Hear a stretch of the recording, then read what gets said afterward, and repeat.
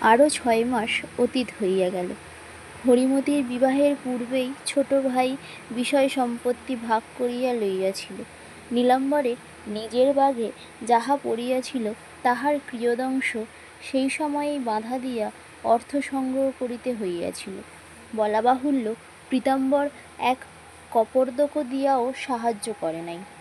অবশিষ্ট জমিজমা যাহা ছিল তাহাই একটির পর একটি বন্ধক দিয়া নীলাম্বর বিবাহের শর্ত পালন করিয়া ভগিনীপতির পড়ার খরচ যোগাইতে লাগিল এবং সংসার চালাইতে লাগিল।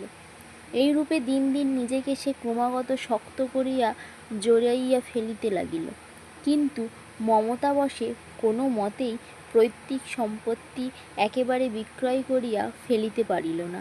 আজ বৈকালে ওপাড়ার ভোলানাথ মুখুজ্জে আসিয়া বাকি সুদের জন্য কয়েকটা কড়া কথা বলিয়া দিয়া গিয়াছিল।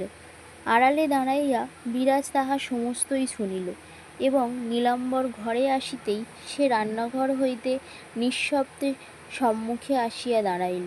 তাহার মুখের পানে চাহিয়াই নীলাম্বর মনে মনে প্রমাদ গণিল।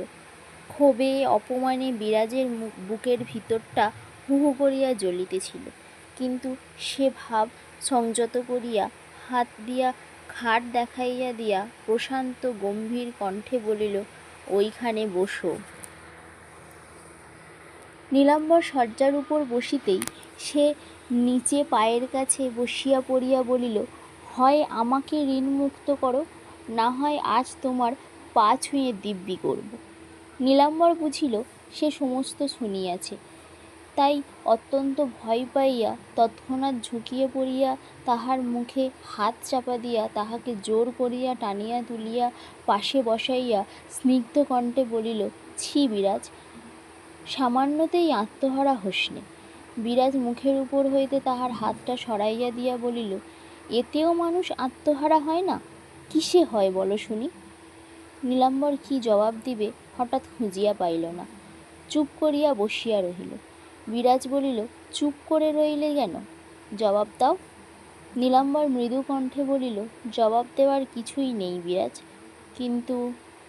বিরাজ বাধা দিয়া বলিয়া উঠিল, না, কিন্তুতে হবে না। আমার বাড়িতে দাঁড়িয়ে লোকে তোমাকে অপমান করে যাবে, কানে শুনে আমি সহ্য করে থাকব, এ ভরসা মনে ঠাঁই দিও না। হয় তার উপায় করো, না হয় আমি আত্মঘাতী হব। নীলাম্বর ভয়ে ভয়ে কহিল, একদিনেই কি উপায় করব বিরাজ? বেশ, দুদিন পরে কি উপায় করবে তাই আমাকে বুঝিয়ে বলো। নীলাম্বর পুনরায় মৌন হইয়া রইল। বিরাজ বলিল, একটা অসম্ভব আশা করে নিজেকে ভুল বুঝিও না। আমার সর্বনাশ করো না। যত দিন যাবে ততই বেশি জড়িয়ে পড়বে। দোহাই তোমার, আমি ভিক্ষে চাইছি, তোমার দুটি পায়ে ধরছি, এই বেলা যা হয় একটা পথ করো।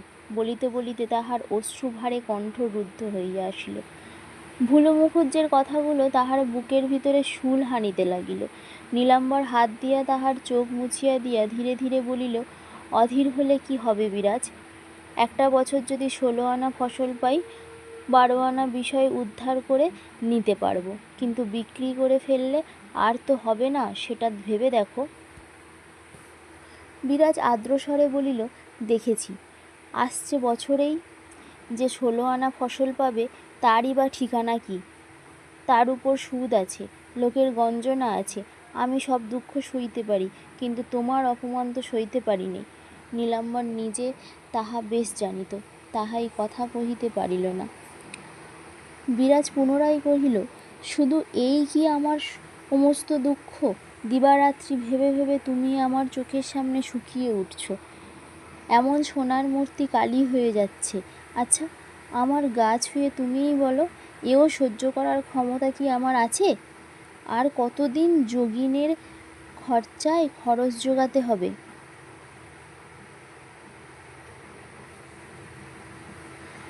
আরও একটা বছর, তাহলেই সে ডাক্তার হতে পারবে।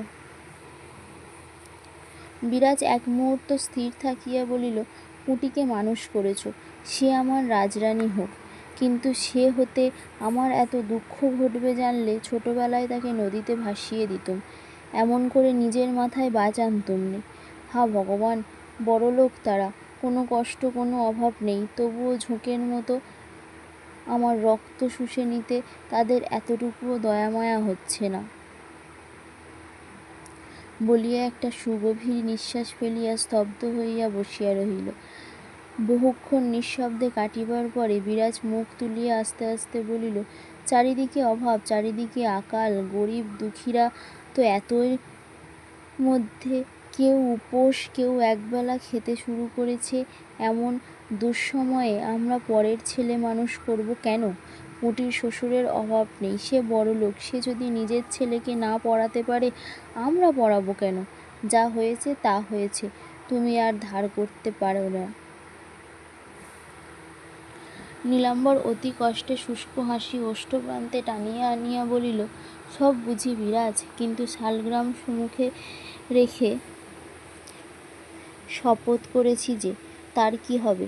বিরাজ তৎক্ষণাৎ জবাব দিল, কিচ্ছু হবে না। শালগ্রাম যদি সত্যিকারের দেবতা হন, তিনি আমার কষ্ট বুঝবেন, আর তিনি তো তোমারই অর্ধেক। যদি কিছু এতে পাপ হয়, আমি আমার নিজের মাথায় নিয়ে জন্ম জন্ম নরকে ডুবে আসব। তোমার কিছু ভয় নেই, তুমি আর ঋণ করো না। নীলাম্বর কাতর দৃষ্টিতে একবার মাত্র স্ত্রীর মুখের পানে চাহিয়া পরক্ষণেই নিরুপায়ের মতো মাথা হেঁট করিয়া বসিয়া রহিল। ধর্মপ্রাণ স্বামীর অন্তরের নিদারুণ দুঃখের লেশমাত্র তাহার অগোচর ছিল না, কিন্তু সে আর সহিতে পারিতেছিল না। যথার্থই স্বামী তাহার সর্বস্ব ছিল। সেই স্বামীর অনর্নিশি চিন্তাক্লিষ্ট শুষ্ক অবসন্ন মুখের পানে চাহিয়া তাহার বুক ফাটিতেছিল। এতক্ষণ কোনো মতে সে কান্না চাপিয়া কথা কহিতেছিল, আর পারিল না। অবশেষে স্বামীর বুকের মধ্যে মুখ লুকাইয়া ফুঁপিয়া কাঁদিয়া উঠিল। নীলাম্বর তাহার দক্ষিণ হস্ত বিরাজের মাথার উপরে রাখিয়া নির্বাক নিশ্চল হইয়া বসিয়া রহিল। বহুক্ষণ কান্নার পরে তাহার দুঃখের অসহ্য তীব্রতা মন্দীভূত হইয়া আসিলে সে তেমনি মুখ লুকাইয়া কাঁদিতে কাঁদিতে বলিল, ছেলেবেলা থেকে যত দূর আমার মনে পড়ে, কোনো দিন তোমার মুখ শুকনো দেখিনি, কোনো দিন তোমার মুখ ভার করতে দেখিনি। এখন তোমার পানে চাহিলেই আমার বুকের মধ্যে রাবণের চিতা জ্বলতে থাকে।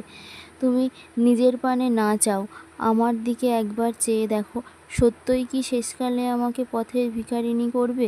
সে কি তুমিই সইতে পারবে? নীলাম্বর তফাৎ উত্তর দিলে না। অন্যমনস্কের মতো তাহার চুলগুলো লইয়া ধীরে ধীরে নাড়িতে লাগিল। এমনই সময়ে দ্বারের বাহিরে পুরনো ঝি সুন্দরী ডাকিয়া বলিল, বৌমা, উনুন জেলে দেব কি? বিরাজ ধর্মর করিয়া উঠিয়া বসিয়া আঁচলে চোখ মুছিয়া বাহিরে আসিয়া দাঁড়াইল। সুন্দরী পুনরায় কহিল, উনুন জেলে দেব? বিরাজ অস্পষ্টভাবে বলিল, দে, তোদের মধ্যে রাঁধতে হবে, আমি আর কিছু খাব না। ঝি বড় গলায় নীলাম্বরকে শুনাইয়া বলিল, তুমি কি মা তবে রাত্তিরে খাওয়া একেবারে ছেড়ে দিলে? না খেয়ে খেয়ে যে একেবারে আধখানি হয়ে গেলে। বিরাজ তাহার হাত ধরিয়া টানিয়া রান্নাঘরের দিকে লইয়া গেল। জ্বলন্ত উনুনের আলো বিরাজের মুখের উপর পড়িয়াছিল। অদূরে বসিয়া সুন্দরী হাঁ করিয়া সেই দিকে চাহিয়াছিল। হঠাৎ বলিল, সত্যি কথা মা, তোমার কত রূপ আমি মানুষের কখনো দেখি নাই। এত রূপ রাজরায় ঘরেও নেই। বিরাজ তাহার দিকে মুখ ফিরাইয়া ঈষৎ বিরক্তভাবে বলিল, তুই রাজরাজারে ঘরের খবর রাখিস? সুন্দরীর বয়স 35-36, রূপসী বলিয়া তাহারও একসময় খ্যাতি ছিল। সে খ্যাতি আজও সম্পূর্ণ লুপ্ত হয় নাই। সে বলিল, তবে তাহার বিবাহ হইয়াছিল কবে, বিধবা হইয়াছিল কিছুই মনে পড়ে না, কিন্তু সধবার সৌভাগ্য হইতে একেবারে বঞ্চিত হয় নাই। তাহাদের গ্রাম কৃষ্ণপুরে এ সুখ্যাতিও তাহার ছিল। এখন হাসিয়া বলিল, রাজরাজরার খবর রাখি বই কি মা, না হলে সেদিন তাকে ঝাঁটা পেটা করতুম। এবার বিরাজ রীতিমতো রাগ করিল, বলিল, তুই যখন তখন ওই কথাই বলিস কেন সুন্দরী? তাদের যা খুশি বলেছে, তাতে তুই বা ঝাঁটাপাটা করবি কেন? আর আমাকেই বা না শোনাবি কেন? উনি রাগী মানুষ, শুনলে কি বলবেন বলতো? সুন্দরী অপ্রতিভ হইয়া বলিল, বাবু শুনবেন কেন মা? এও কি একটা কথার মতো কথা?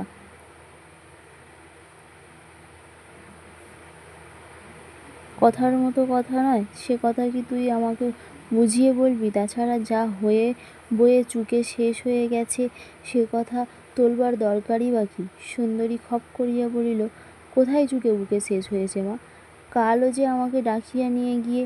বিরাজ রাগিয়া উঠিল, বলিল, তুই গেলি কেন? তুই আমার কাছে চাকরি করবি আর যে ডাকবে তার কাছে ছুটে যাবি? তুই নিজে না বললি সেদিন তারা সব কলকাতায় চলে গেছেন? সুন্দরী বলিল, সত্যি কথাই বলেছিলুম তো, মাস 2 তারা চলে গিয়েছিল, আবার দেখছি সব এসেছেন। আর যাবার কথা যদি বললে মা, পিয়াদা ডাকতে এলে না বলি কি করে? তারা এই মুল্লুকের জমিদার, আমরা দুঃখী প্রজা, হুকুম আমান্নি করি কি ভরসায়? বিরাজ ক্ষণকাল চাহিয়া থাকিয়া কহিল, তারা এ মুল্লুকের জমিদার নাকি? সুন্দরী সহাস্যে কহিল, হ্যাঁ মা, এই মহালটা তারাই কিনেছেন, বাবুতাবু খাটিয়ে আছেন। তা সত্যি মা, রাজপুত্তুর তো রাজপুত্তুর, কি বা মুখ চোখের। বিরাজ সহসা থামাইয়া দিয়া বলিল, থাম থাম, চুপ কর, ওসব কথা তোকে জিজ্ঞেস করিনি। কি তোকে বললে তাই বল। সুন্দরী এবার মনে মনে বিরক্ত হইল, কিন্তু সে ভাব গোপন করিয়া ক্ষুব্ধ স্বরে বলিল, কি কথা আর হবে মা, কেবল তোমারই কথা। বিরাজ হ্যাঁ বলে চুপ করিয়া রইল। এইবার কথাটা বুঝাইয়া বলিল, বছর 2 পূর্বে এই মহলটা কলিকাতার এক জমিদারের হস্তগত হয়। তাহার ছোট ছেলে রাজেন্দ্র কুমার অতিশয় সচ্চরিত্র এবং দুর্দান্ত। পিতা তাহাকে কাজকর্মে কতকটা শিক্ষিত এবং সংযত করিতে এবং বিশেষ করিয়া কলিকাতা হইতে বহিষ্কৃত করিবার অভিপ্রায়েই কাছাকাছি কোনো একটা মহালে প্রেরণ করিতে চাহেন। গত বৎসর সে এইখানে আসে। রীতিমতন কাচারি বাটি না থাকায় সে সপ্তগ্রামের পরপারে গ্র্যান্ড ট্রাঙ্ক রোডের ধারে একটা আম বাগানে তাঁবু ফেলিয়া বাস করিতেছিল। আসিয়া অবধি একটি দিনের জন্য সে কাজকর্ম শিখিবার ধার দিয়া চলে নাই। পাখি শিকার করিতে ভালোবাসিত। হুইস্কির ফ্লাস্ক পিঠে বাঁধিয়া, বন্দুক এবং 4-5টা কুকুর লইয়া সমস্ত দিন নদীর ধারে বনে বনে পাখি মারিয়া বেড়াইত। এ অবস্থায় মাস 6 পূর্বে একদিন সন্ধ্যার প্রাক্কালে গোধূলির স্বর্ণাভণ্ডিত স্নিগ্ধ বসনা বিরাজের উপর তাহার চক্ষু পড়ে। বিরাজের এই ঘাটটি চারিদিকের বড় বড় গাছে আবৃত থাকায় কোনো দিক হইতে দেখা যাইত না। বিরাজ নিঃসংকোচ চিত্তে গা ধুইয়া পূর্ণ কলস লইয়া উপর দিকে চক্ষু তুলিতেই এই অপরিচিত লোকটির সহিত চোখাচোখি হইয়া গেল। রাজেন্দ্র পাখির সন্ধান করিতে করিতে এদিকে আসিয়াছিল। দূরস্থিত সমাধিস্তূপের উপর দাঁড়িয়ে সে বিরাজকে দেখিল। মানুষের এত রূপ হয়, সহসা সে কথাটা কেন যে বিশ্বাস করিতে পারিল না, কিন্তু আর সে চোখ ফিরাইতেও পারিল না। অপকল দৃষ্টিতে চিত্রার্পিতের মতো সেই অতুল্য অপরিসীম রূপরাশি বিভোর হইয়া দেখিতে লাগিল। বিরাজ আর্দ্রবসনে কোনো মতে লজ্জা নিবারণ করিয়া দ্রুত পদে প্রস্থান করিল। রাজেন্দ্র স্তব্ধ হইয়া আরও কিছুক্ষণ দাঁড়িয়া থাকিয়া ধীরে ধীরে চলিয়া গেল। ভাবিতে ভাবিতে গেল, কেমন করিয়া এমন সম্ভব হইল? এই অরণ্য পরিবৃত ভদ্র সমাজ পরিত্যক্ত ক্ষুদ্র পাড়াগাঁয়ের মধ্যে এত রূপ কেমন করিয়া কি করিয়া আসিল? এই অদৃষ্টপূর্ব সৌন্দর্যময়ীর পরিচয় সে সন্ধান করিয়া সেই রাত্রেই জানিতে পারিল,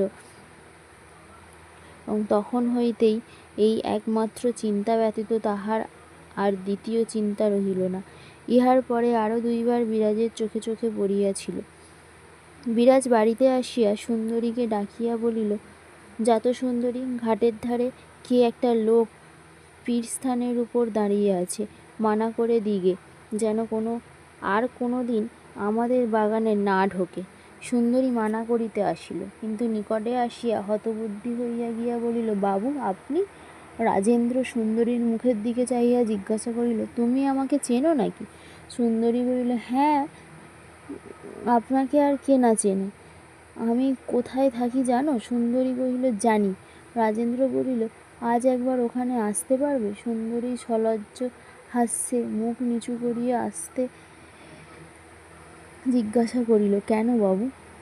দরকার আছে, একবার যেও বলিয়া রাজেন্দ্র বন্দুক কাঁধে তুলিয়া লইয়া চলিয়া গেল। ইহার পর অনেকবার সুন্দরী গোপনে ও নিভৃতে ওপারের জমিদারি কাচারিতে গিয়াছে। অনেক কথা বিরাজের সম্মুখে উত্থাপন করিতে সাহস করে নাই। সুন্দরী নির্বোধ ছিল না, সে বিরাজ বউকে চিনিত। বাহির হইতে এই বধূটিকে যতই মধুর এবং কোমল দেখাক না কেন, ভিতরের প্রকৃতি সে তাহার উগ্র এবং পাথরের মতো কঠিন ছিল। সুন্দরী তাহা ঠিক জানিত। বিরাজের দেহে আরও একটি বস্তু ছিল, সে তাহার অপরিমেয় সাহস। তা সে মানুষ বলেই হোক বা সাক্ষ্য ভূতপ্রেতী হোক, ভয় কাহাকে বলে ইহা সে একেবারেই জানিত না। সুন্দরী কতকটা সে কারণেও এতদিন তাহার মুখ খুলিতে পারে নাই। বিরাজ উনুনের কাষ্ঠটা ঠেলিয়া দিয়া ফিরিয়া চাহিয়া বলিল, আচ্ছা সুন্দরী, তুই তো অনেকবার সেখানে গিয়েছিস, এসেছিস, অনেক কথাও করেছিস, কিন্তু আমাকে তো একটি কথাও বলিসনি। সুন্দরী প্রথমটা কিছু হতবুদ্ধি হইয়া গেল, কিন্তু পরক্ষণেই সামলাইয়া লইয়া কহিল, কে তোমাকে বললে মা আমি অনেক কথা কয়ে এসেছি? বিরাজ বলিল, কেউ বলেনি, আমি নিজেই জানি। আমার কপালের পিছনে আরও দুটো চোখ কান আছে। বলি, কাল ক টাকা বকশিস নিয়ে এলি? 10 টাকা। সুন্দরী বিস্ময়ে অবাক হইয়া গেল। তাহার মুখের উপরে একটা পাণ্ডুর ছায়া পড়িল। উনুনের অস্পষ্ট আলোকেও বিরাজ তাহা দেখিল এবং সে যে কথা খুঁজিয়া পাইতেছে না তাহাও বুঝিল।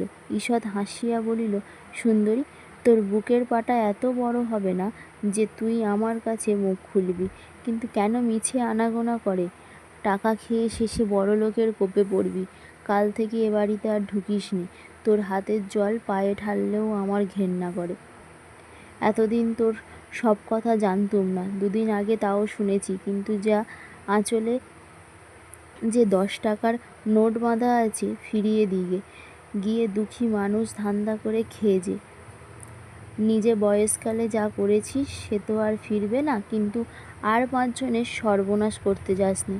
সুন্দরী কি একটা বলিতে চাহিল, কিন্তু তাহার জিভ মুখের মধ্যে আড়ষ্ট হইয়া রহিল। বিরাজ তাও দেখিল, দেখিয়া বলিল, মিথ্যে কথা বলে আর কি হবে? এসব কথা আমি কাউকে বলবো না। তোর আঁচলে বাঁধা নোট কোথা থেকে এলো সে কথা আমি আগে বুঝিনি, কিন্তু এখন সব বুঝতে পারছি। যা, আজ থেকে তোকে আমি জবাব দিলাম, কাল আর আমার বাড়ি ঢুকিস নে। এ কী কথা? নিদারুণ বিস্ময়ে সুন্দরী বাক্শূন্য হইয়া বসিয়া রহিল। এ বাড়িতে তাহার কাজ গেল, এমন অসম্ভব কথা সে মনের মধ্যে ঠিকমতো গ্রহণ করিতেও পারিল না।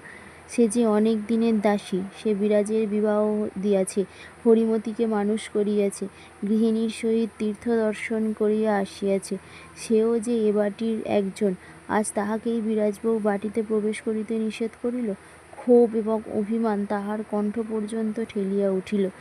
এক মুহূর্তে বড় রকমের জবাবদিহি, কত রকমের কথা তাহার জিহ্বাগ্রে পর্যন্ত ছুটিয়া আসিল, কিন্তু মুখ দিয়া শব্দ করিতে পারিল না। বিহ্বলের মতন চাহিয়া রহিল। বিরাজ মনে মনে সমস্ত বুঝিল, কিন্তু সেও কথা কহিল না। মুখ ফিরাইয়া দেখিল, হাঁড়ির জল কমিয়া গিয়াছে। অদূরে একটা পিতলের কলসিতে জল ছিল। ঘটি করিয়া তাহার কাছে আসিল, কিন্তু কি ভাবিয়া এক মুহূর্ত স্থির হইয়া থাকিয়া ঘটিটা রাখিয়া দিয়া বলিল, না, তোর হাতের জল ছুঁলে ওর অকল্যাণ হবে। তুই ওই হাত দিয়ে টাকা নিয়েছিস। সুন্দরী এ তিরস্কারেও উত্তর দিতে পারিল না। বিরাজ আর একটি প্রদীপ জ্বালিয়া কলসিটা তুলিয়া লইয়া এই রাত্রে সূচিভেদ্য অন্ধকার আমবাগানের ভিতর দিয়ে একা নদীতে জল আনিতে চলিয়া গেল। বিরাজ চলিয়া গেলে সুন্দরীর একবার মনে হইল সেও পিছনে যায়, কিন্তু সেই অন্ধকারে সংকীর্ণ বনপথ, চারিদিকের প্রাচীর, সপ্তগ্রামের জানা অজানা সমাধিস্তূপ, ওই পুরনো বটবৃক্ষ, সমস্ত দৃশ্যটা তাহার মনের মধ্যে উদিত হইবার মাত্র তাহার সর্বদেহ কণ্ঠহিত হইয়া চুল পর্যন্ত শিহরিতে উঠিল। সে অস্ফুট ভরে মা গো বলিয়া স্তব্ধ হইয়া বসিয়া রহিল।